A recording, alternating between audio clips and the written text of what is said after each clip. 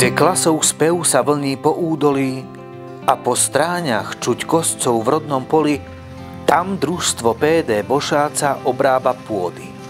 A žatva pšenice v poľnohospodárskom družstve Bošáca prebieha na takomto obilnom kombajne New Holland CX590, strojom plne vybaveným, ktorý tým svojim koscom zabezpečuje komfort doby dnešnej. P.D. Bošáca hospodári na 1300 hektároch poľnohospodárskej pôdy, z čoho je 800 hektárov ornej pôdy, zvyšok sú trvalotrávne porasty. Na tej najväčšej časti sa pestuje pšenica, ktorej zber práve prebieha. Ďalej Cukrovú repu na výmere 80 hektároch, repku olejnú na 135 hektároch, kukuricu na siláž na 130 hektároch, kukuricu osiovovú na 24 hektároch. Zvýšok u lucerna, ktorá je tiež krmovinová základna pre tú rozsiahlu živočíšnu výrobu.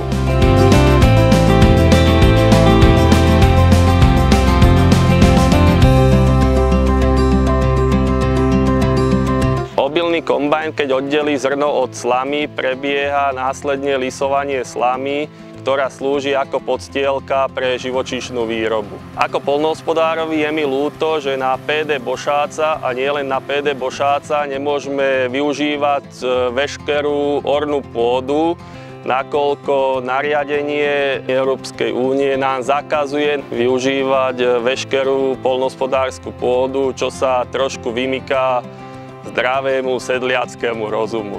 Podľa legislatívy musí totiž poľnohospodárske družstvo vyčleniť časť pôdy na biopásy a na pôdu ležiacu úhorom.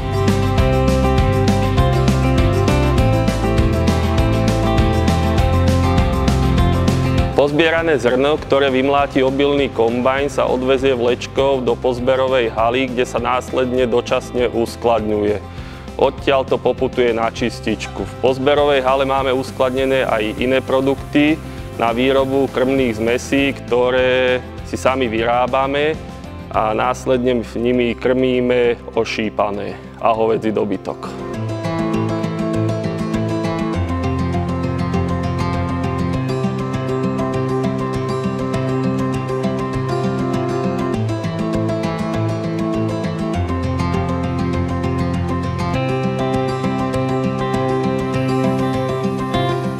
Som rád, že som vám mohol trošku priblížiť žatvu na poľnohospodárskom družstve Bošáca, kde ste videli, ako sa oddelí to zrno od tej slámy, kde sa uskladní, čo sa robí so slamou a tak. Okrem repky olejky, pšenice, kukurice osivovej, lucerky, družstvo pestuje aj cesnak a cibulu pre potreby vlastného bytunku. Som hrdý, že dopestované komodity sa spracujú u nás, z ktorých sa vychová bravčové mäso, hovädzie mäso, ktoré zostáva u nás v regióne, ktoré si ľudia môžu zakúpiť.